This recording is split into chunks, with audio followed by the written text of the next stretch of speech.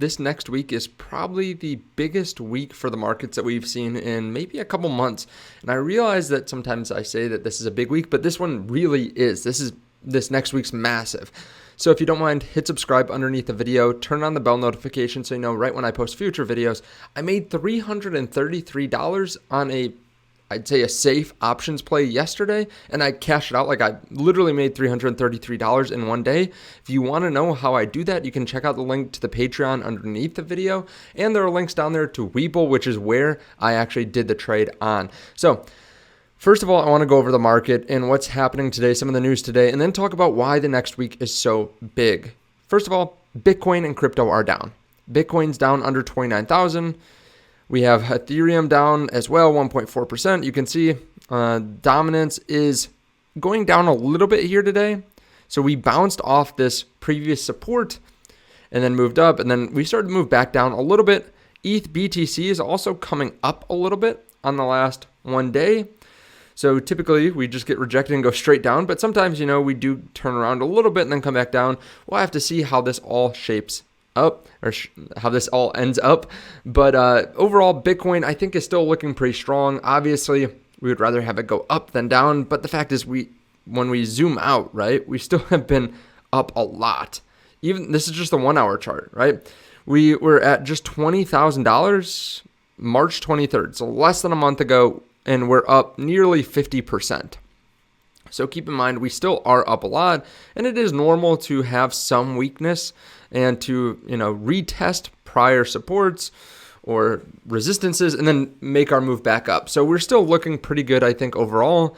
And keep in mind, I am looking over long term for crypto. I don't really care too much what happens short term, except for, if we have some massive pump short term, then I'll probably take a little bit of profits. If we have some massive dump short term, I'll probably add some more. But long term, this is not an area where I really want to scale out of Bitcoin. It's definitely closer to the level that I would want to scale into Bitcoin. So a little bit of weakness, I think, is fine for us, especially if you have been holding for a while.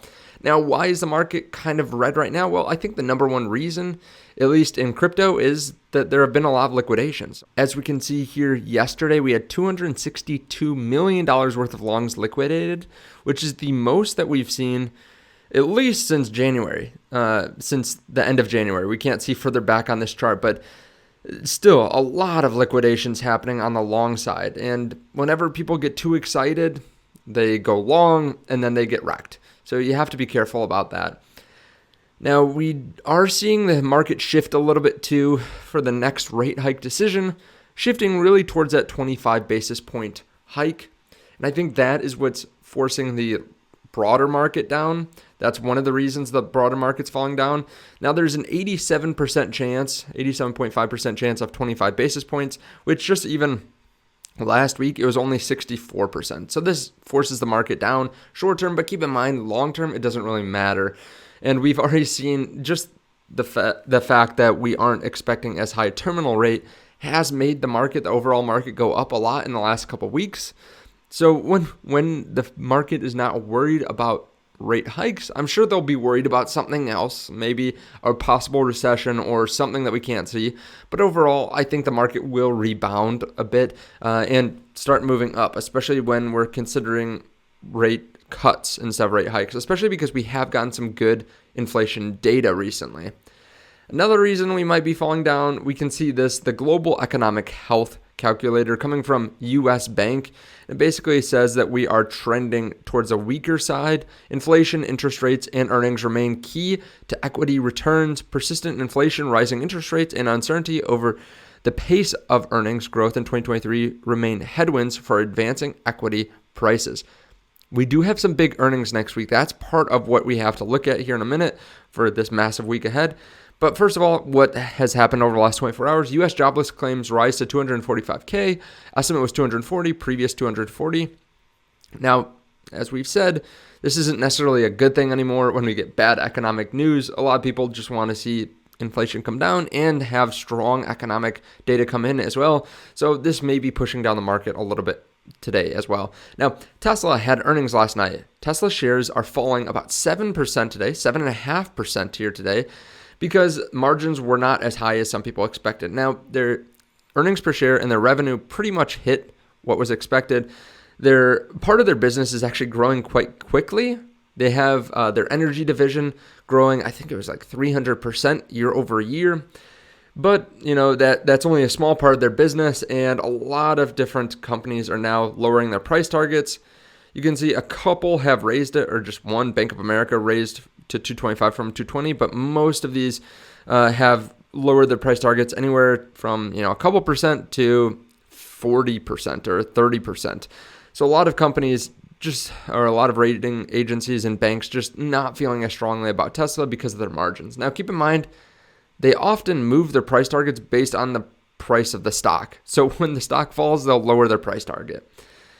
I think it wasn't really that bad in earnings. I think it was just subpar, pretty much a nothing burger. Came in at expectations, nothing really splashy or exciting, but we didn't think it was going to be that splashy or exciting, right? It's just that they're continuing to deliver, continuing to grow, not slowly, but a little bit slower than we've seen in the last couple of years, but still on pace for 50% average growth, again, over a long time span. So not necessarily every single year they're going to hit that, but you can see just some of the drama, right? So many people feel so differently about Elon and about Tesla. Like, for example, some people are pumped about the Starship launch today. However, some articles and some news publications are showing only the negative. SpaceX rocket blows up minutes after launch. But you could also say historic first ever Starship orbital test flight makes it all the way to stage separation. Another one, SpaceX Starship explodes after failed rocket separation versus liftoff of Starship. So it just depends on what you're looking at, right? If you only want to show the negatives, you can only look at the negatives. If you're only showing the positives, you can see all the positives, right? The company is still growing a lot and is in a very quickly growing area of the market, still dominant, and still has a lot of these like call options where basically if a couple of different things work out for them, they're going to make tons of money, like Dojo, full self-driving, robots, that kind of thing. And their core business is still growing and becoming really profitable. So it just depends on what you're looking at. They are having to drop their prices to continue to sell large amounts of vehicles. Now, one positive, Tesla still holds $320 million worth of Bitcoin and did not sell any this last quarter. So that's positive for crypto. We also have some pretty positive news, some pretty positive price action for Bitcoin. It's crossing the 21-month moving average, and it's never made a new low after this. Back in 2015, you can see it crossing here, 2019, 2022. Now, keep in mind, we do sometimes fall, and we can even fall further than when we cross this 21-month moving average. Like you can see that in 2019, right? We cross here, and then we fell down eventually. But keep in mind, it doesn't usually, or it hasn't gone past the prior low. So this would be another reason to think that we have hit the low for Bitcoin back at 15.5. Now, Voyager, anyone that had money on Voyager, apparently the deal is going to go through with Binance US, and who knows whether this actually goes through, but it's moving forward at least after deal with the Fed. So positive news, not too much information on this, but hopefully this continues to go through and Voyager clients can get some of their money back and some of their crypto back. Hong Kong courts rule Bitcoin and crypto are property. Another good piece of news for Bitcoin and crypto. Obviously, this is depending on how an asset is classified, it can determine how you have to pay taxes on it. And a lot of people consider Bitcoin and crypto property. We know Gary Gensler considers almost all of crypto as security. I'm sure even if he could label Bitcoin as a security, he probably would. But obviously, there are more people that have a say in this than just Gary Gensler. He can't just unilaterally decide a certain asset as a security. And this is going to have to play out probably over years from now. Coinbase is still moving offshore, planning derivatives exchange in Bermuda as soon as next week. Now, what's so interesting about this is I remember that Coinbase was actually going to fight the SEC. They said that several months ago when there's questions over staking, but now it sounds like they're possibly going to just move out of the country. This is kind of a plan B, they say, rather than fight an entire regulatory regime hell-bent on ruining their business. This looks and feels like a plan B. So hopefully everything goes smoothly and, US customers can still use Coinbase, but we'll have to see how this all shakes out. Now, we have a massive week ahead for earnings. First of all, we have on April 25th, so Tuesday, we have Google earnings. The expectation is $1.07, and the revenue expected $68.79 billion. Keep in mind that they reported $1.23 last year and the same quarter. So we might see a slight decrease, maybe 15% in earnings per share. And revenue is actually expected to go up just slightly from last year. Microsoft has earnings the same day. Expectation $2.23 in earnings per share, so just barely higher than last year. And they're expecting revenue to actually increase about 3% or so from last year as well. Then the next day, we have Facebook earnings. Expectation $1.95 in earnings per share. Last year, $2.72. So they're expecting a pretty big decrease, and they're also expecting a slight decrease in revenue. And then Thursday, 1 week from today, April 27th, we have Amazon earnings.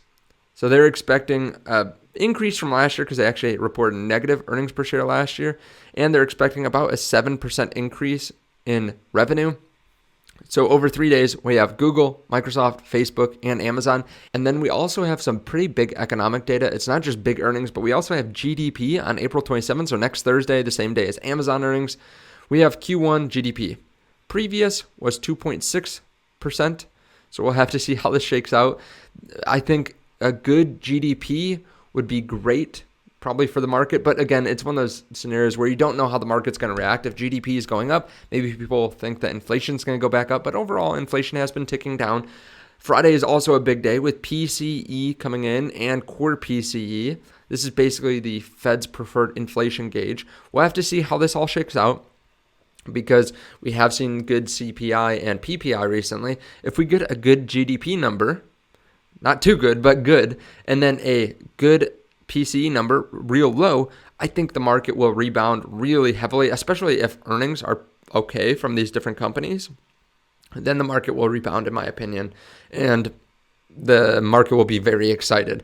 Then we have the Fed meeting, I think just a week or two after this. So we have a lot of big events coming up next week. Now, if you want to know what I'm doing going into earnings and what I'm doing in the market, whether it's stocks or crypto, you can check out the link to the Patreon underneath the video. Like I said, I made $333 in an options bet that I did not think was risky. I still don't think was risky. Yesterday to today, $333 is not bad for one day. I can't do that every time, but that is something that is repeatable as well. Over time. So if you want to know more about that, you can check out the link to the Patreon. There's also that link to Webull. That's where I actually sold the option on. So definitely sign up, deposit any amount of money, get some free stocks. Thank you so much for watching. I appreciate it. Let me know your thoughts and what you're looking forward to in the week ahead. I'll see you in the next video. Bye.